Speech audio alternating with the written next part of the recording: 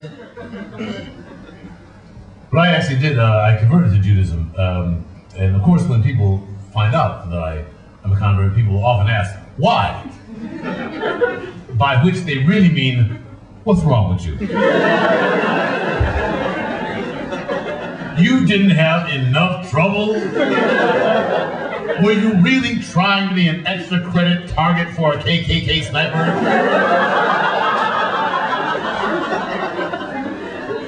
And of course, I always tell people that I became a Jew for the food. Certainly not for the wine. That's a joke. I really became a Jew because between Kwanzaa, Christmas, and Hanukkah, I could just take December off. It's a joke, really. I really became a Jew to confuse Louis Farrakhan. I didn't have high hopes for that one here anyhow. It's going well, you try these things just to see how it goes. But I live in the States, in a pretty Jewish suburb of Chicago. Funny, I live in Chicago. You travel around the world, you tell people. I met a guy actually from Beirut a couple years ago, and I said, "Where you from?" And I said, "I'm from Chicago." He says, "Oh, Chicago! Bang, bang, bang, bang, bang, bang, bang!"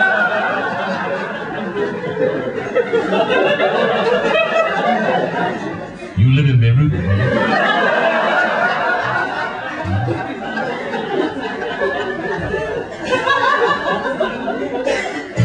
But we do. So I live in a Jewish community. Although it's not, it's not at all a frum kind of community. Not like Mea Shearim down in the hood. And the truth is one of the great ironies of my life is that for years I had to explain to my children why we did not celebrate Christmas and next door the Rosenbergs did.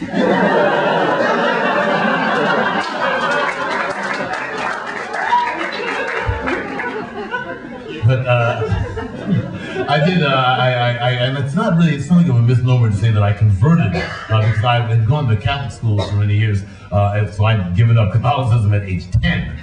But for years I had described myself as a Catholic atheist, which means that I did not believe in God, but I was afraid of her anyway.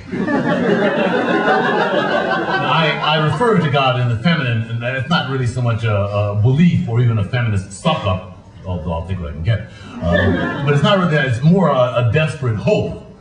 Because I'm a dad, and I think I understand about the relationship between fathers and rules, and I'm pretty much sure that if it's God the Father, I'm dead meat. God the Father would say, Mr. Freeman, you read the book, right? You read the book, it was clearly outlined, go to hell. Thus do all my hopes rest in God, the mom. Because you can always get a break from mom. Oh, come on, Mom.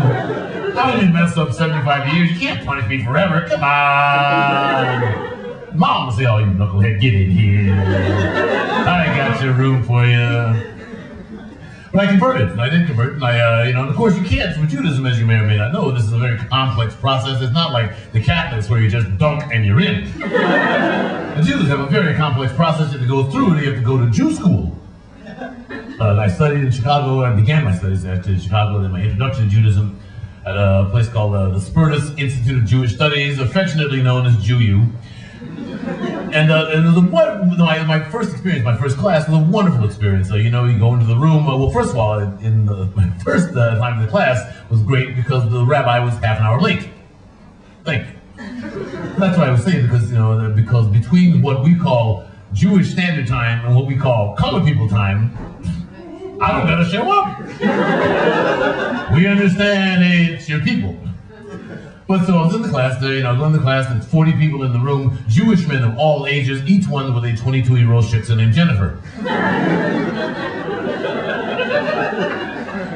Interestingly enough, the success of that joke is inversely proportional to the number of shiksas in the audience. Kind of a shiksa locator joke there. Well, there were those 40 people in the room. There was also a polite smattering of African-American men and 2 Irish Catholic lesbians there for reasons no one could fathom. But it was all very good. It was all very good. Very fun. And it was a very big shock for me because, of course, the insistence always with Judaism is to read the book. Because as I've come to understand, the fundamental nature of Judaism is that Judaism is fundamentally the world's most obsessive-compulsive book club. There's just the 5 books that the Jews read over and over and over again. We read books about the books, commentaries on the books, about the books, and the commentaries on the commentaries about the books and the books. That's why Jews don't convert to other religions. We have no other cultural inputs. There's no time to learn about any other religions. But it was really grand, and it was really very interesting, and of course I learned, and because it was all new and exciting to me, I learned things that I hadn't known. I became a big fan of King Solomon, wisest man who ever lived, 700 wives, 400 concubines, biblical Moshe Katsav.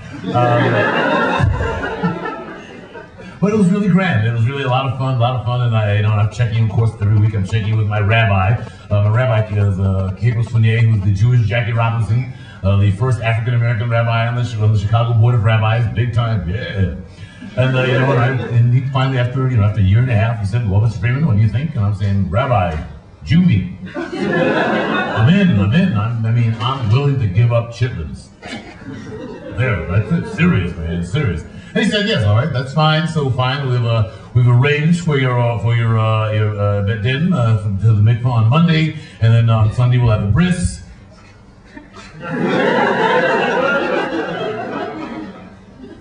You mean like the bris of beef that people have on Friday nights? The dinner is a very nice thing. He said, no, of course the ritual of circumcision is mandatory under Jewish law. I said, fine, hey, dude, I was born in 1956. Everybody was circumcised. I gave it the office, thank you very much. He said, that's fine, we still have to have the ritual piercing of the skin. I said, no problem, dude. Easy, I'm fine, cool. Fine, go home. 3 o'clock in the morning, wake up in the cold sweat. What do you mean piercing of the skin? A bris is a surreal thing to do on a Sunday morning in Chicago, Illinois. Cold Sunday morning, actually head out to Skokie, the suburb, go to the rabbi's house, knock on the door. Walk in, 4 guys sitting around the table. And we all know why we're here. Everyone tries to be cool. They want to obsess on it. You're sitting around, having little lox, bagels, cream cheese, talking about the Bears, the Bulls, the Cubs, they suck. But ultimately, we all know why we are here. And at a point of the moil, the man who gives meaning to member of the tribe. Moil comes to me on morning, you go into the little room with the moil and the lights are down, there's music, and he puts on the rubber gloves, it's a date. And it's not a complex endeavor at all. It's only, they use a little metal thing that they use to draw blood from your finger. It's nothing, it's just a little tiny thing. But of course, aimed at your manhood, it's like the sword of Damocles, menacing generations of Freeman children to come. But it was nothing. I mean, it was a very simple thing, and then so, we do the bris on the Sunday, go to the mikvah on the Monday, but I must tell you that the preceding Friday afternoon, before I had touched a drop of Jewish water, before I had shed 1 drop of Jewish blood, the Jewish United Fund called me.